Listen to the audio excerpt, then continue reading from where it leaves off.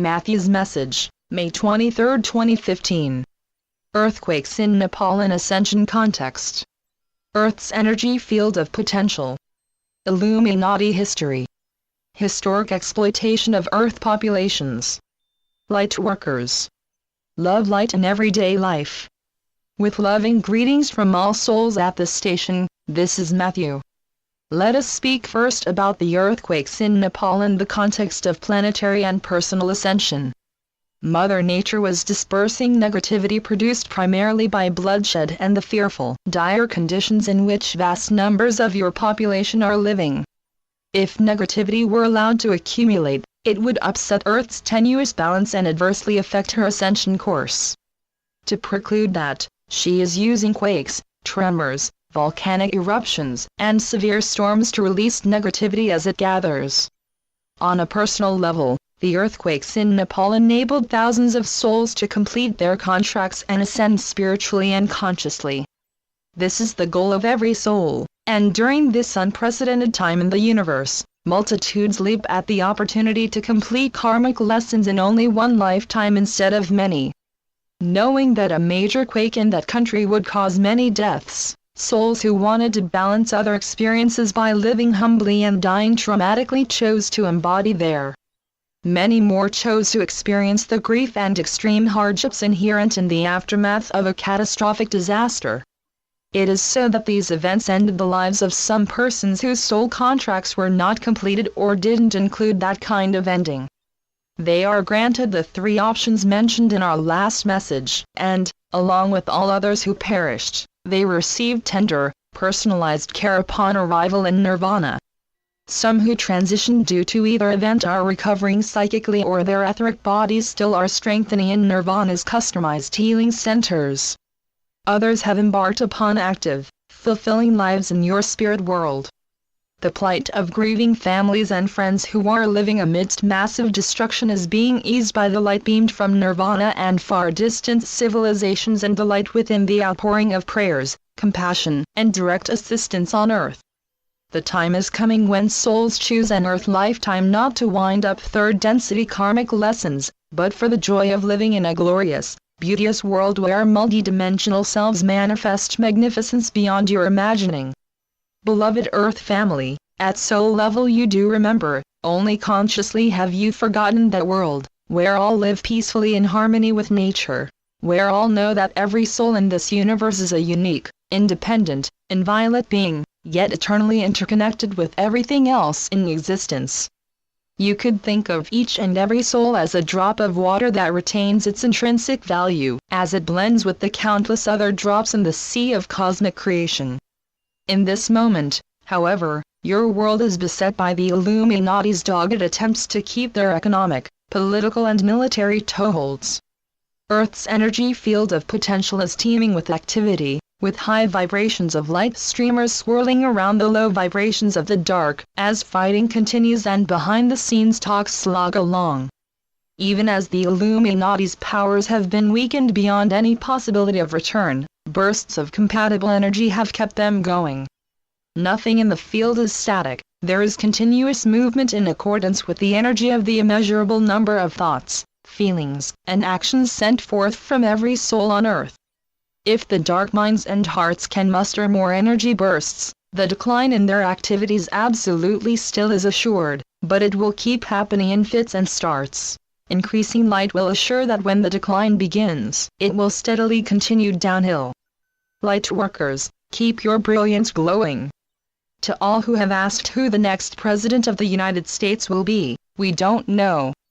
Activity in the field of potential that pertains to individuals now in the race and those who may enter is coming from the media, not the electorate, and forthcoming revelations that will have an impact on candidates naturally will influence voters' choices. Is the Illuminati organization responsible for all the pain and suffering in the world, or do some of those evil people act on their own?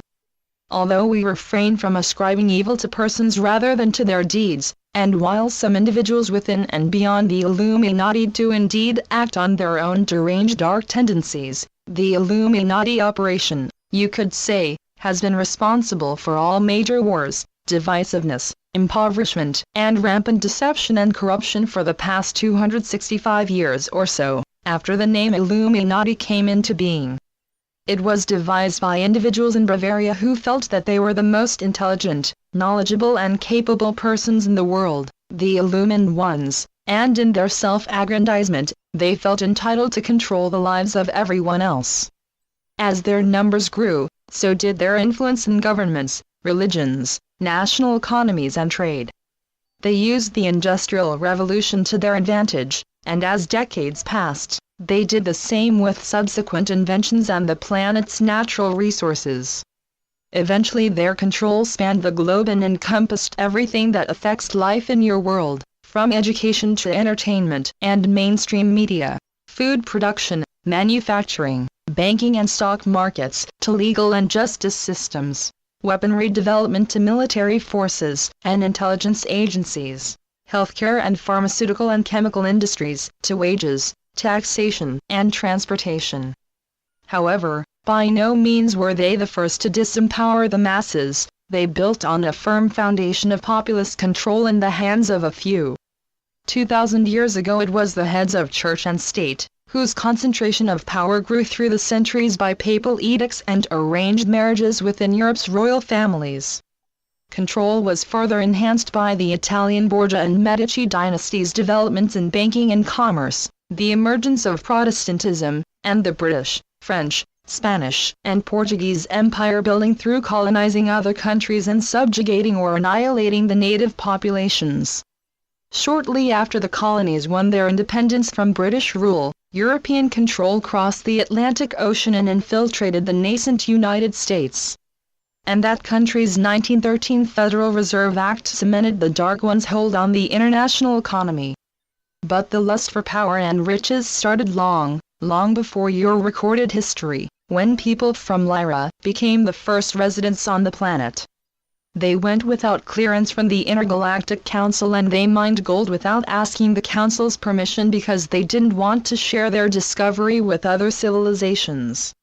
Thus, the energy of superiority, greed, deceit, lawlessness, and domination that exists in your world today arrived on the planet eons ago in linear time. Speaking again about the Illuminati, it was formed as a secret society and never has been a formal organization with membership enrollment.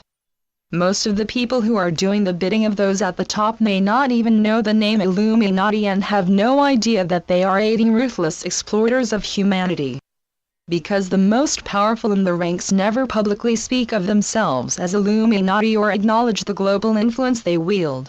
When their reprehensible activities started being discovered, the group deemed responsible was commonly referred to as the Cabal, elitists, or shadow government, and sometimes New World Order or One World Government. By whatever designation, these individuals have continued what was set in motion long ago, a pernicious march toward world domination. They have no conscience because they are devoid of light except the spark that is their life force, and only when that void is filled with light will they be able to see the light and cease their dark activities. For all that those activities down through the ages have enabled billions of souls to complete soul contracts and evolve, Gaia is weary of her planetary body being a karmic merry-go-round and dealing with the negativity this creates. That is why you light workers volunteered to leave joy-filled lives in spiritually and consciously advanced civilizations and come to Earth. You knew that you would forget your homelands. Your new dense bodies would be vulnerable to injury, illness, and disease. You would live in a world of violence, fear, poverty, bigotry, greed, and other darkness inherent in a third-density civilization. Yet, you came. Because you also knew when you volunteered that your love light would show the people of Earth the way to halt that merry-go-round. Many of our messages have included that love, the same energy as light, simply expressed differently, is the key to the kind of world you came to help co-create. Although the words love and light are frequently used in their various forms in all Earth languages, most people don't know that this energy is the most powerful force in the universe. You do, but with linear time passing so quickly, you may be hustling too fast to think about how swiftly and easily you are sending forth love light in abundance. I asked my mother to copy our conversation wherein we discussed this 20 years ago. The following is the Love in Everyday Life chapter in the revised edition of Illuminations for a New Era. Matthew, I thought that by loving people, we automatically send light to them, but now I'm wondering if there's more to it. Mother, you're right that feelings of love for someone carry light to that person, but you're also right in thinking there may be more to it. So, even though it's not necessary that you understand the sending process for it to be effective, I'll explain how it works. Light is within your spirit, the feeling you describe as lighthearted when something is giving you joy or you're remembering something that was special to you. Think how you feel when one of your dogs comes to nuzzle you, or you hear one of your favorite symphonies or see a beautiful sunset. It's as if your whole self is lighting up, and that is what's happening. You're actually being filled with light simply by the experience. The light is coming from your soul, connecting with your mind, and flowing through your body to produce lovely feelings or an inspirational aha. You didn't have to do a thing to get that sensation, and whatever evoked it, didn't have to make any special effort to create your feelings. Simply by being receptive to the light, you get it. Light, let's call it love, because that's what we're really talking about here. Passing from one person to another is no different in cause and effect, but you may want to initiate it by focusing on someone. When you do, instantaneously the vibrations in your thoughts and feelings reach that person. The energy flows from you along your thought form of intent and intensity, and the same measure of love that you sent goes directly to the energy address you want it to. There can be no false addresses because the intent and feelings are totally clear. The receiver won't consciously know this, of course, but the receiver's soul is aware of the delivery. I think I understand, Mash dear. You've spoken about light receptivity, but I'm not sure what that means. How can we know if we're receiving light, and how can we use it in everyday life? Most simply stated, Mother, being receptive to the light enables spiritual clarity that transcends third density's limitations. Those include prejudice and hatred of differences, acting in greed, judging others for their choices, holding resentments or desiring vengeance, getting ahead by ruthlessness and cheating and lying, controlling others' lives and denying their free will, blindly following dogma or orders when instinct tells that they are not based in godliness. And the greatest of all third density's limitations is fear. Actually, all of those other negative emotions and actions I mentioned arise from fear. It's logical to think that by changing in some of those negative areas, you are being light receptive and growing spiritually. Positive changes certainly are progress, but not to the extent you may think if you still feel fearful about personal or world situations. Spiritual growth is learning to live without fear, learning to fully trust the unequaled power of love. As for everyday use of light, Mother, let's say love here, the ways are boundless. However, the word love is so commonly used that you could say it's abused, like I love artichokes, or I love that song. So first I'm going to say what love is not. Food and entertainment can give much pleasure, and I surely am not debasing enjoyments that uplift spirits, but they are not love. Neither is love the physical attraction of one person to another that leads to anxiety about long-term security in the relationship. Love is not controlling a mate, it is not pitying or worrying about family or friends, it is not professional success, it is not possessions. Love is not dependent upon fame, social status, financial wealth, or others' opinions of you. Love is not crusading for your beliefs or proselytizing. Love does not require understanding mystical spiritual teachings or karmic components of experiencing, or the continuum that encompasses all time and space simultaneously, or the laws of the universe. So then, what is love? In simplest terms, love is God's sharing of Himself with all of His creations. Love is the healing force of the universe. Love is within the soul and needs only your allowance of those innate sensations of loving others and receiving their love for you. Love has no limitations, no boundaries to its capacity. In expression, love is treating others with kindness, fairness, honesty, compassion, helpfulness, caring, respect.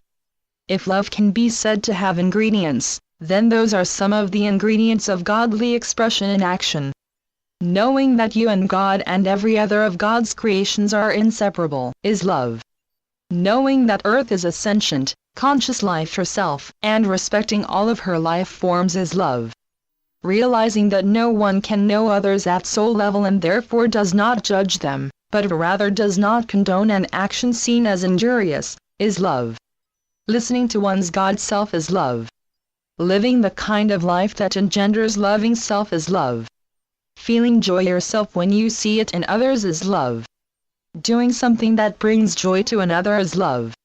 Forgiveness of self and others is love. Sharing your resources with full heart is love. Doing good deeds without attaching expectations is love. Feeling peace of heart and mind is love.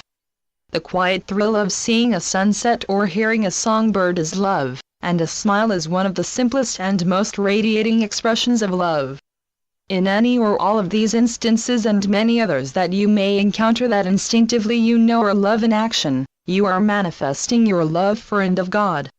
Mother, I don't think I've told you anything at all surprising.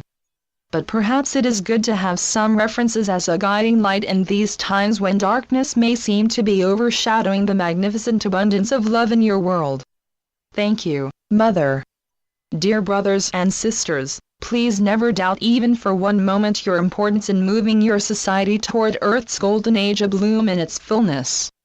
We honor your steadfastness in this essential service to Gaia, and our unconditional love is with you every step of your journey. Channeled by Suzanne Ward. www.matthewbooks.com